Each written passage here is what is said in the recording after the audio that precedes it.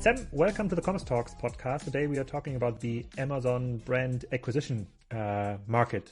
Your name is connected with your brand name. For me, it's going to be very hard to explain how it is connected. Maybe introduce yourself and tell us about your company.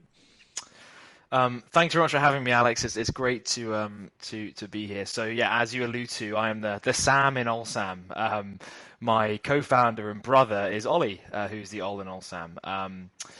Before I begin and explain a bit about myself and Olsam, I just want to start by saying why we founded Olsam and why I do what I do, because I think it's kind of really interesting and why I get up every day, work really hard, and our team works really hard to build the business we're building. So, globally, there is around 1.67 million sellers, small, medium, and large sellers, mum and pop shops, solopreneurs, brothers, sisters, husbands, and wives who trade on Amazon, and they're building profitable businesses from their bedrooms, fully bootstrapped. And their reasons for entering the space are personal, they're professional, but they're always profound in why they've come into the space. And I think part of the job I love is hearing the why they started their business. And the problems they have really up until very recently was that if they wanted to essentially exit their business, there wasn't really a viable way to do this. They'd either wind down the operations or they'd have to sell their business to a buyer who probably didn't know how to run it. And the whole experience was probably quite stressful. And then, as I'm sure your listeners and yourself are aware, there's been a really exciting ecosystem that's emerged of buyers who've come in, who are fully, have a fantastic operations team in place, who essentially then provide a liquidation event for these sellers and allow them to essentially achieve, and focus on another business venture, or remain quite actively involved and see their business scale to the next level. So, I love hearing stories from sellers every day, and hearing why they've started their business. So, setting that aside, Olsam, as you mentioned, we're based in London. We're a team now coming up to sort of 70 or so, and we acquire and operate and grow private label businesses across marketplaces. That's what we do. We are a marketplace first growth engine for e-commerce brands. And my background, I am not an M&A finance guy at all. So I spent a couple of years at Amazon in their marketplace team as a program manager, helping UK European small businesses essentially go from page 1,000 to page 1. So I've seen hundreds of FBA businesses and seller fulfilled prime businesses. And then whilst I was at Amazon, I also ran my own e-commerce business. I saw a gap in the market. I went to China, poured all my savings into this first PO, and eventually saw that business scale to quite a high six-figure business as a side hustle. And it was hard. And scaling that business from this proverbial 0 to 1 is not easy. And I felt like I had to prove to myself that I could do it. Otherwise, it's very hard for me to tell a seller and convince them, hey, I can do it as well if I haven't actually done it. So I'm e-commerce operations. Ollie, my co-founder, is more of a finance private equity background. So began his career in investment banking and then eventually concluded his career in private equity. And so that's his background. And together we see a great combination of skill sets. And if I may just kind of hark back to where this all began, which was March 2020, which I'm sure you remember where you were in March 2020. I certainly remember where I was. I was in a tiny apartment in New York. The city had just shut down, and my job had completely changed, to be honest. And I had a real reflection of what I was going to be doing over the next year.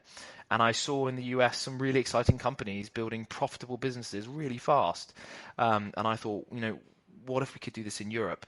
And in the UK, and sent Ollie lots of emails back and forth, and 8 months later we managed to raise our seed round, and yeah.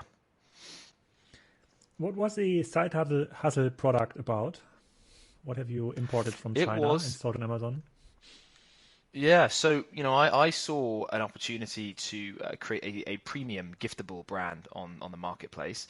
So it was in the stationery niche. So notebooks, arts and crafts, this kind of product. And what actually happened was it became a very popular product amongst pregnant women. who were keeping pregnancy diaries. That was not a niche I thought we would be targeting, but eventually it did turn out that was quite a popular customer. So yeah, really took off. I was amazed to see how quickly a bestseller ranked product on Amazon can actually scale your business. So, but yeah, great experience. And you started this when you still were working for Amazon, correct? So and then maybe you can relieve the listeners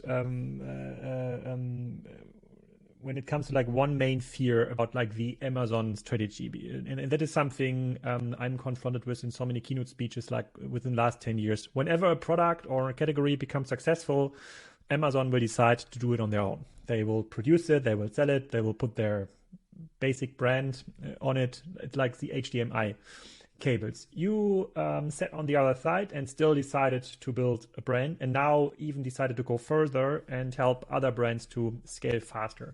So what do you answer those people when they say, okay, Sam, when it's successful, then Amazon will do it on themselves?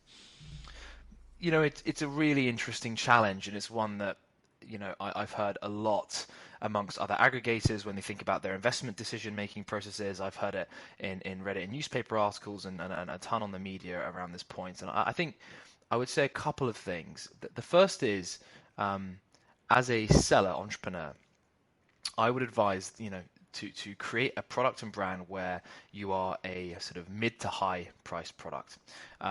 Why? The reason is Amazon has around over 400 of their own private label businesses and brands they've created themselves in-house. Okay. Now the average rating across these brands is around 3.5 stars. Now our portfolio. The Amazon private label is 3.5. Yeah, around that. It sort of is around that. That's their average review score, and ours is actually around 4.5 plus. So, why is this? Well, one is we only buy highly rated products, but two, interestingly, Amazon's most popular a brand, the one I think they've seen most success with, is their Basics range, Amazon Basics, which you referenced just now in your question, is the HDMI cables and essentially daily essentials. I would never create a brand where price is the primary purchase decision-making factor and where you're the cheapest and where you're competing head-to-head with Amazon. Now, in real life, how did this materialize? Well, I saw in the stationery niche, Amazon Basics had the cheapest A5 notebook. So they were selling at $9.99, and I launched mine at $17.99 with huge success. Why? Because mine was a giftable premium alternative that did very well on Father's Day, Mother's Day, and Christmas and things like this. So there's always room to compete with Amazon. Amazon are of course, in most subcategories, but that doesn't mean that they're going to come straight after your product. I think the point which, and I'm not going to sort of go into too much detail because I actually don't know, is, do Amazon go into the back end of Seller Centrals and take sales history? I don't know. But what I would say is that as sellers, it's a very transparent marketplace. I can see who's changed their packaging, who is optimizing their imagery, who's changing and testing with titles. And essentially, on Jungle Scout and Helium 10, there's data available to see who the winners and movers are in a subcategory. So, I don't think Amazon are unique in spotting who's doing good, who's doing well. As a business, we also look at what other sellers are doing. So, it has advantages and disadvantages of being so transparent, but I'd say definitely don't go for the cheapest price as a primary decision-making factor. You just mentioned two data brands, I think Helium 10 was it?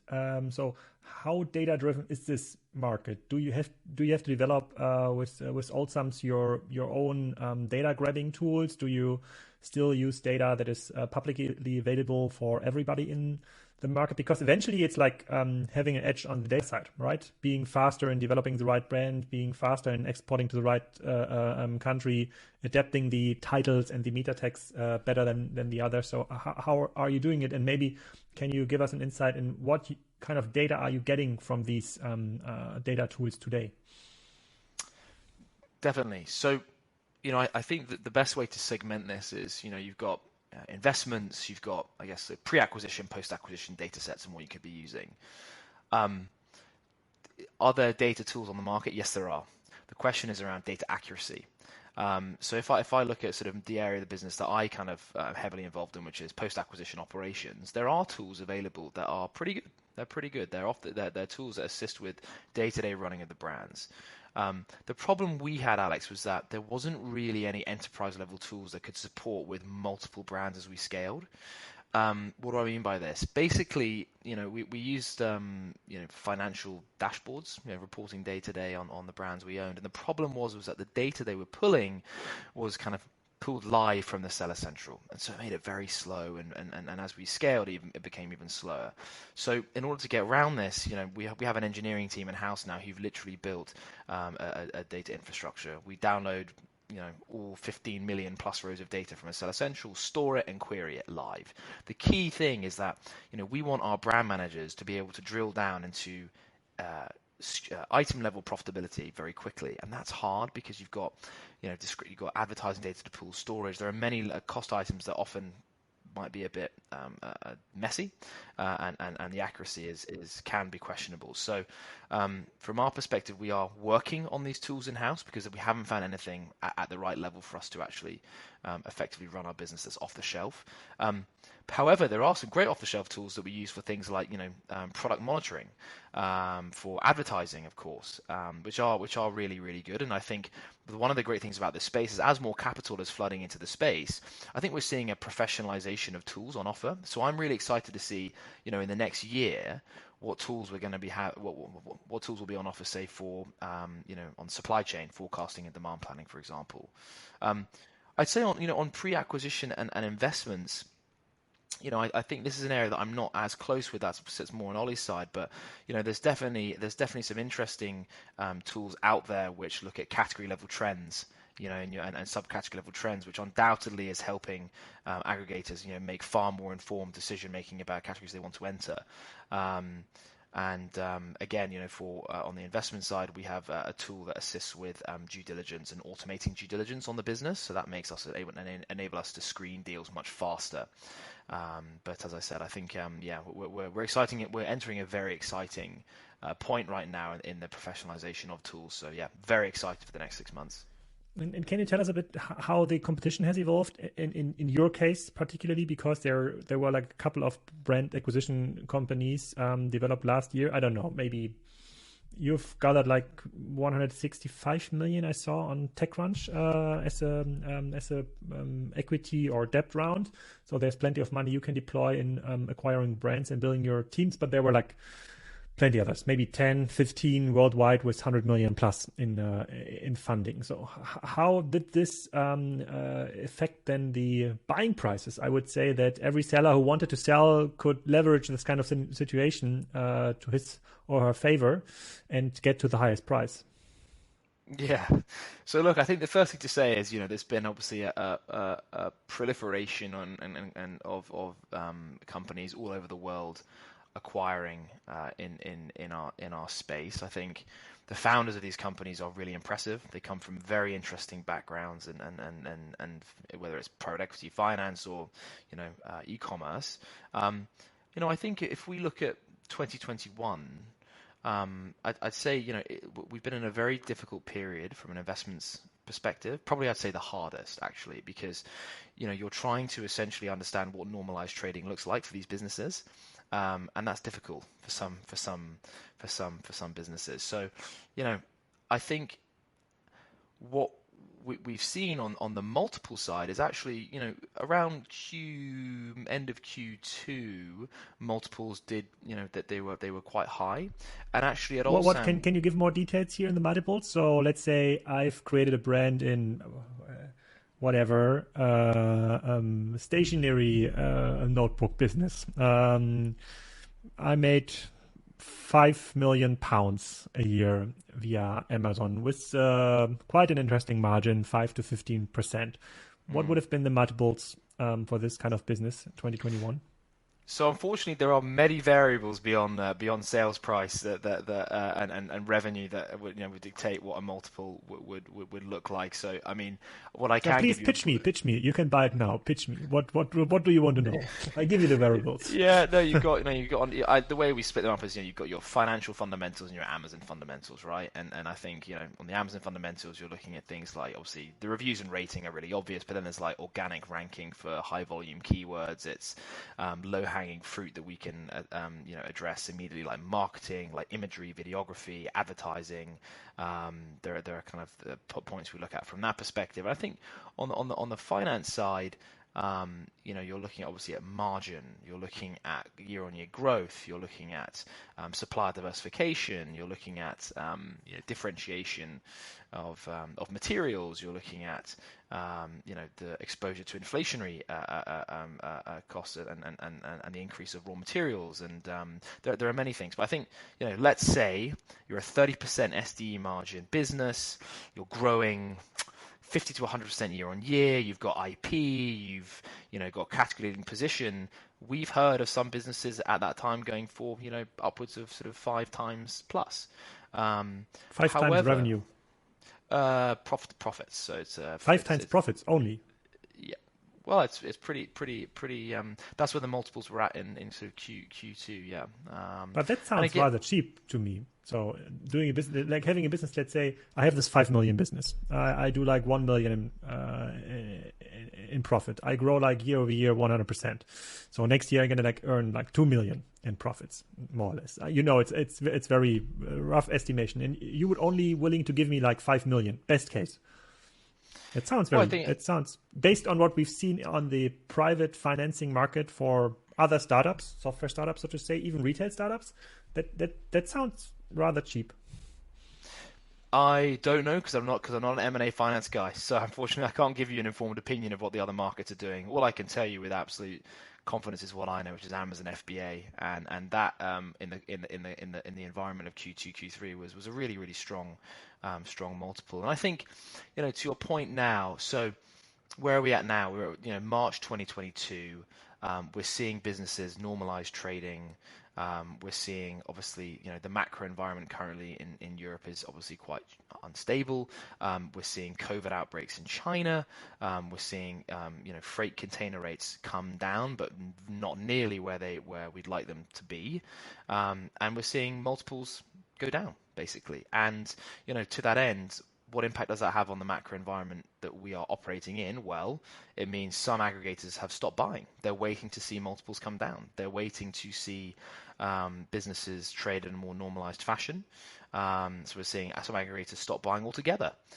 So I think we're seeing a really interesting, right now is a very exciting time for M&A in our space because, as I said, we're seeing businesses trade at what they do truly trade at, and not essentially on some occasions held up by COVID.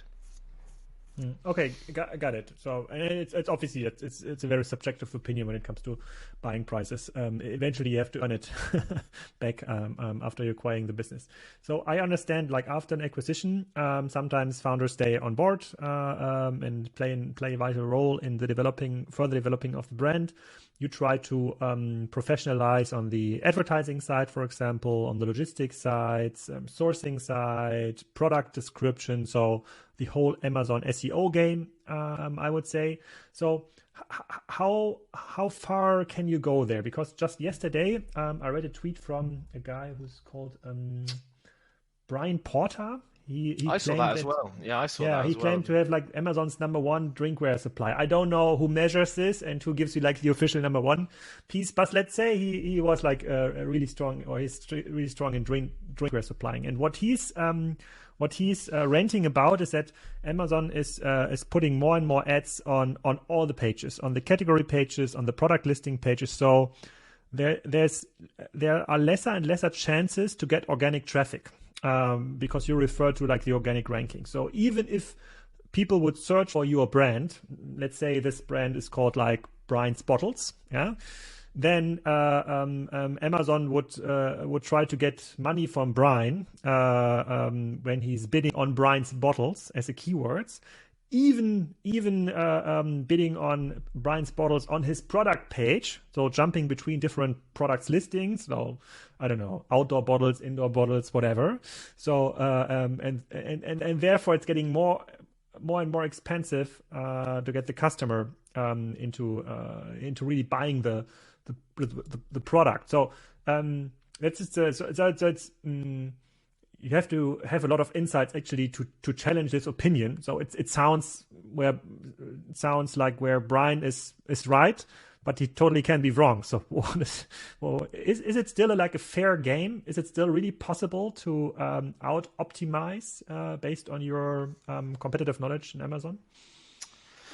So, this is a really interesting discussion, and one where, our PPC and our advertising team are really in the weeds of this. I read an interesting article on Marketplace Pulse. I don't know if you read a lot of their content. I find it really interesting. It covers Amazon and just marketplaces in general. And they had a really interesting piece come out recently about this, exactly as you said, this interplay between organic and paid search results, and what that was doing essentially for the customer experience. Because if you go onto Amazon now, not on I haven't seen it on all product categories. I don't know how they're structuring the rollout, but you can see it's sponsored, yes, and then organic further down. And I think it's like Google. It's the same development. Yeah, Google exactly. And I think what Brian was saying in his piece was, I think they've totally stopped advertising, because what they found they were doing is that they were advertising for their bottle on the sponsored brand ads, and then actually they were ranking very well organically just down the fold, and so it was artificially inflating essentially their results. And no, I think that the broader point here is a very interesting one around this paid versus organic search interplay. What I would say is that from a skills perspective, and this is part of the reason why this is what sellers tell us, and why I think ultimately this is a really challenging environment, is that advertising in PPC in the Amazon ecosystem is getting very challenging. The tools are getting more complex to use. The competition is getting more fierce. Advertising costs are going up, and therefore the need for efficiency, the importance of efficiency, is becoming more important. And Amazon as well is, pushing potentially in some instances their own brands above yours. Again, it's something that we haven't necessarily seen across our portfolio, but I did read Brian's article. I thought it was really interesting, and I think it's one that we're definitely thinking about. Exactly this: do we just dial down our ad spend just to capture the organic sales, or do we essentially try and compete for the sponsored brand ads?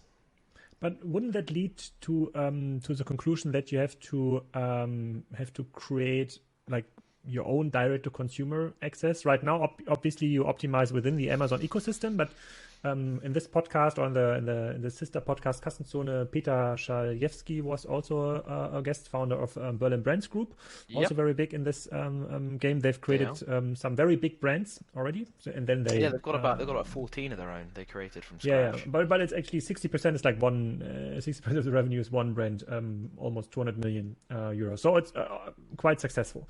And their strategy is obviously they don't want to be like too dependent on Amazon, also using other channels, and mainly creating a strategy where they do have direct consumer access. So I have some products from them. I think the main brand is Klarstein.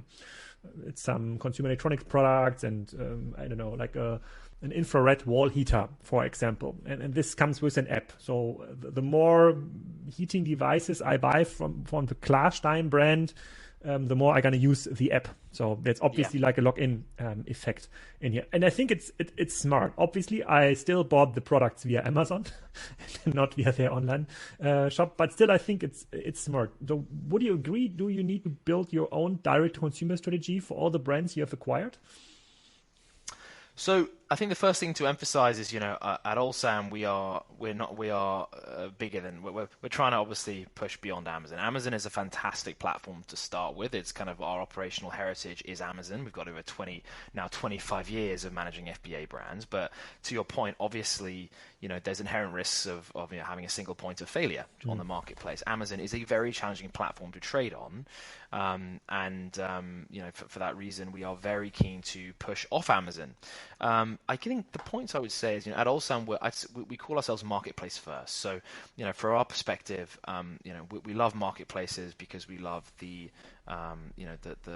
we think that, retail is heading online, but it's heading online to online marketplaces. And there's a fantastic software company called Miracle, who I'm sure you know, and Miracle, published some really interesting reports around the growth of online marketplaces globally, B2B and B2C. So we're leaning very heavily on just the growth of online marketplaces as channels for us. So there's Walmart in obviously the US. In Europe, there's obviously Cdiscount, Allegro. There's OnBuy in the UK. We're very keen on marketplaces, and obviously there's social commerce as well. Direct to consumer is a very interesting one, and it's a totally separate beast in the skill sets you need to leverage and use to excel on D2C. And I think from our perspective, it's a question. It's not, will Olsam go D2C? It's will Olsam go D2C with specific brands and specific products. And I think if you calculate D2C in the right way, it can be a hugely successful growth channel for you. And indeed, some of our most recent acquisitions, I don't know if you saw recently, we acquired a brand that was featured on Dragon's Den, which is almost like the Shark Tank of the UK. And the seller has a really interesting, exciting D2C channel that, to be honest, is just under optimized, and we think we can grow that. The other exciting channel, which we're very keen on, is wholesale and B2B wholesale. And by that, the key question for us is, where do we wholesale? Because the risk of essentially wholesaling in your core markets could actually cannibalize your existing core business there. So we're very interested in strategic wholesale. And by that, I mean launching wholesale in Asia and the Far East. And again, on this business collapse, the seller had an amazing social following in Korea and Japan. So we've got an amazing partner in the Far East who essentially is supporting and fueling our growth in the Far East. So just to rewind a bit, it's marketplace first, it's wholesale, and then D2C is very, very interesting. But for us, it's one we need to be just quite careful on. Yeah, and I totally agree. So I started with this Amazon SEO industry when I built my first Amazon agency in 2012, actually. And then in 2014, I had a very interesting podcast with Jörg Kundrat. He was a founder of a brand called Kawaii. They were back at the time, they were, I think, in Central Europe, the number one supplier for iPhone cases, high quality leather cases for iPhone. And he was quoted in the podcast with, of course, I cannot afford having direct consumer. I need every sale on Amazon because every sale counts. It increases my sales statistics. So every customer who is getting derailed to my direct to consumer business, where I might have a better margin, will damage my Amazon business because I need every purchase there. And then it kind of moved in the direction where today people are rather like following like Peter Schawiewski from Berlin Brands Group, saying, okay, eventually you have to get your direct-to-consumer business, or at least a business where you're not 100% relying on Amazon anymore, because this is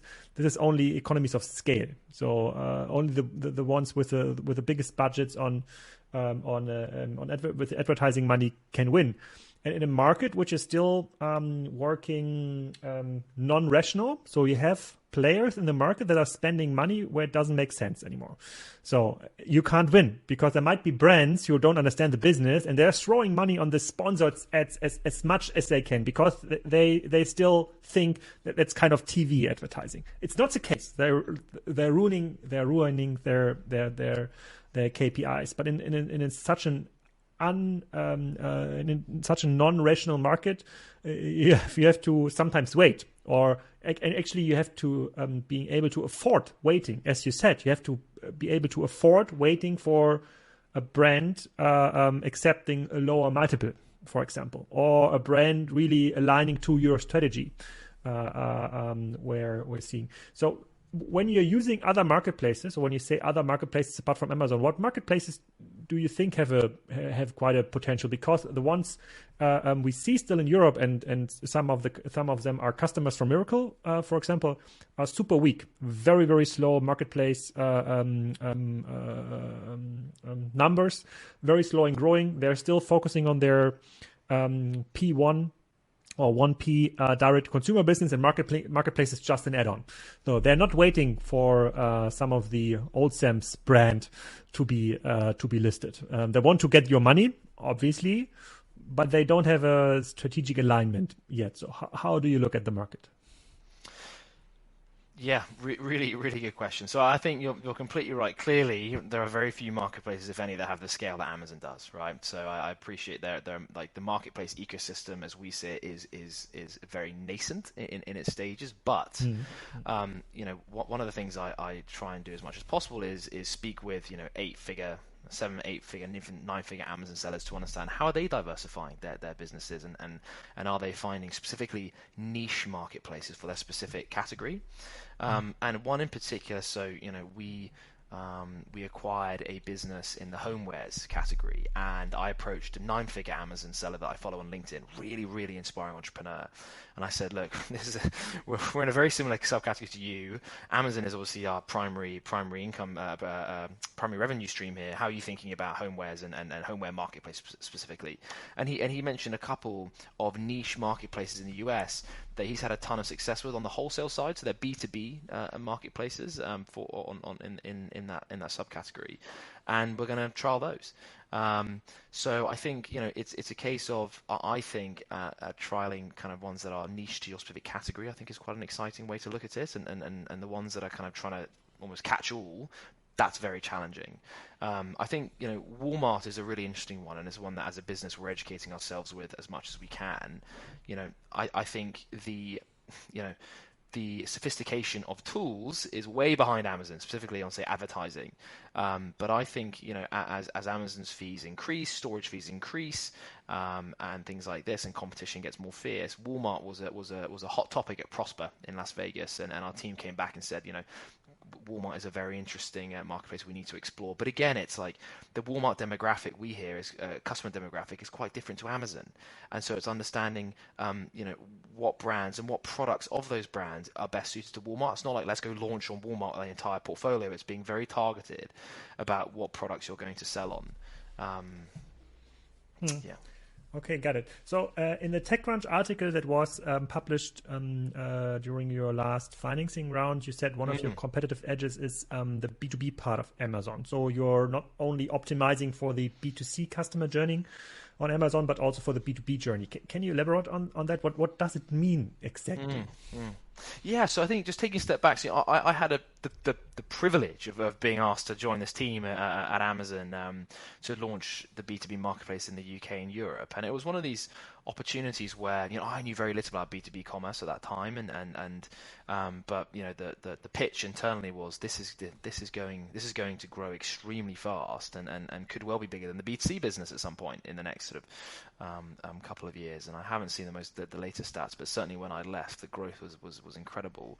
And the proposition is simple. It's everything customers love about Amazon for business. So you have the selection, price, and convenience of the marketplace. However, you have B2B specific features that allow you to essentially procure more efficiently. So there are things like business specific pricing, exclusive of VAT pricing, the automated invoice functionality. You had bulk discounts, so you could see a tiered pricing for large quantity of orders. And what I thought was so cool is there were two sides to the Amazon business team at Amazon. There was the seller side and there was the customer side. And the customer side were going out and they were targeting and acquiring customers, and they were acquiring enterprise all the way down to startup customers. And what was interesting is that an enterprise level customer, say, I think one of them was Siemens, that was a publicly listed a customer of theirs, could select me as the founder of Beachmore Books, which was the business I had, as the preferred supplier for notebooks across the company, or for the UK company. As a small business, to secure that contract with Siemens typically was extremely difficult.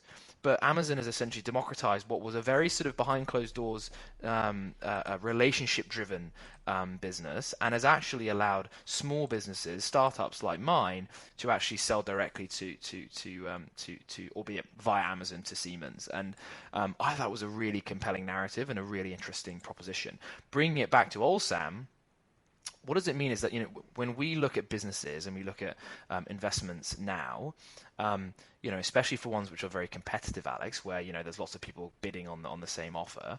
One of the things we look at is what could the B2B channel look like? Could we launch? Could we think about this in terms of wholesaling, in terms of corporate gifting, in terms of like really thinking of a whole B2B strategy for the business, not just B2C, and that requires a whole kind of separate strategy in itself, but one that I was very fortunate to see internally, and I've taken it to Olsam. And so when I'm scrolling or surfing through your brands on Olsam, it looks like the standard. Standard sounds like negative, but it's kind of the standard B2C, the B2C angle. So, and do you have specific examples from your existing brand that are really fitting very much in the Siemens example, for example? So, where would Siemens say, okay, I would need like, I have just clicked on what is this? Kitsini silicon pastry mat. Not sure what it is, but where's like the B2B case here? I don't want to challenge it. I only want to understand it a bit better. Yeah, of course. So we have a notebooks business called Otogami. Otogami, okay. Yes, which is in a similar subcategory, the same subcategory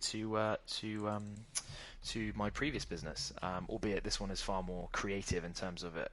It's targeted at a more creative, artistic category. So schools and universities.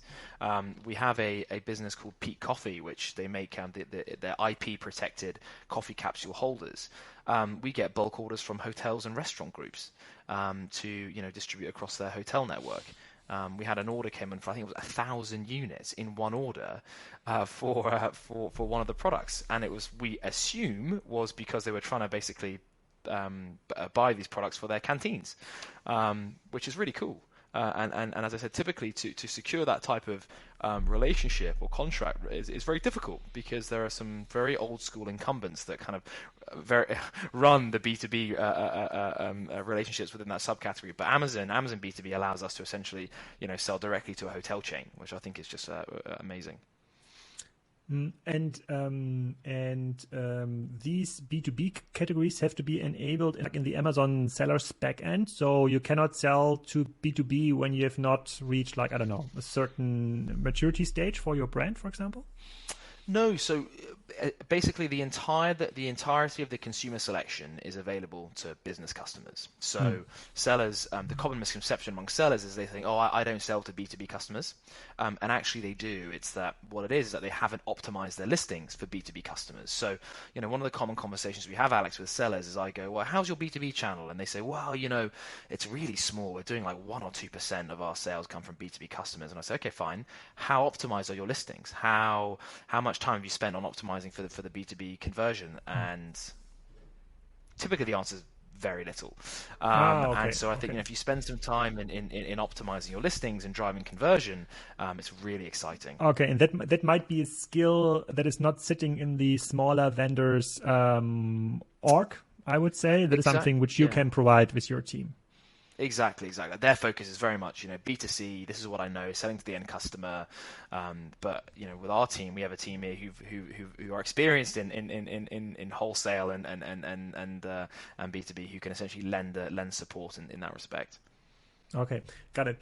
Also last year, or is it already like 2 years ago, there was like this IPO from Anker, the consumer electronic brand, which was kind of the wow case. You could build like an Amazon brand with an Amazon-based brand with 1 billion plus in revenue, and then it got listed at the Chinese stock exchange. I think back then it was valued $8 billion or so. I don't know what the status these days. Is it like once in a lifetime thing, something like Anker, or do you see like many Ankers in the industry? So many that can achieve like the billion revenue mark on Amazon. Look, I think undoubtedly when Anker started on Amazon years ago, I think the marketplace is in a very different place now, be it around competition, around cost pressures, around there are many challenges now on Amazon that Anker probably did not face when they first launched on Amazon. I think we can be very kind of frank about that. But what I would say is that Anker have proven that best-in-class execution, and by that I mean supply chain, really, really, really good marketing on Amazon and a clear brand. Clean imagery, clean product descriptions, and a fantastic product, of which I believe the co-founder of Anker used to work for Google. I think he was in their hardware engineering team at Google. Could be. Sounds like a nice nice add like to their founding story, but yeah, could be. I like the brand actually. So I have plenty of Anker products. Yeah, so I think the point I was going to lead on to was, he has a fantastic subject matter expertise of that subcategory. He knows what a great portable charging power bank does and is and how much it should cost. And I think I do still believe very much now that if, as a seller, you have subject matter expertise in a particular subcategory that you know is better than anyone else, and you think you can market the product better, execute on all the different levers better, and you invest in potentially hiring expertise in-house or even partnering with third parties who you think are fantastic, I do think you can build an enormously successful business on Amazon. It's just about being very clear about where that is and what subcategories are still ripe for penetration. And to be honest, consumer electronics is one where we wouldn't feel comfortable going into. We don't have that consumer deep sourcing expertise in the consumer electronics space, but we do recognize that other partners do have that. But we do think that there are categories which are very ripe for disruption, and ones where D2C incumbents will never join Amazon. They don't see Amazon. They don't want to join. So to be honest, we see that as an opportunity to capitalize on. So no, I remain very bullish about future success, future anchors, quote unquote. But I do think and recognize that the opportunity to do that is shifting as the Amazon marketplaces evolve over over time. What are the top 3 things you're looking forward in 2022? So about the next steps for Olsam. Like, is it like going D2C? Is it like acquiring like 20 new brands, adding like 100 FTEs to your team? Not about, it's not, it's all, for us, it's all about. So look, the first thing is I'm excited about in-person events, meeting people face-to-face. This ecosystem is very, very personal, and reputation is everything. And one of the challenges of starting a business during COVID is, I couldn't go to conferences, I couldn't meet people. And so Zoom, as much as I love meeting you over Zoom, I think it'd be more fun to meet in person at events. And so the Amazon ecosystem has loads of events, and now they're in person, which means we can meet with software providers, with sellers, be able to speak, get Olsam, pitch Olsam in the right way in person, I think is a really important one. The second one is around pushing off Amazon. I think up to the next couple of months, Amazon is very difficult to run by itself. I think it's a very complicated platform to trade on, not least when you're trading multiple businesses in different categories.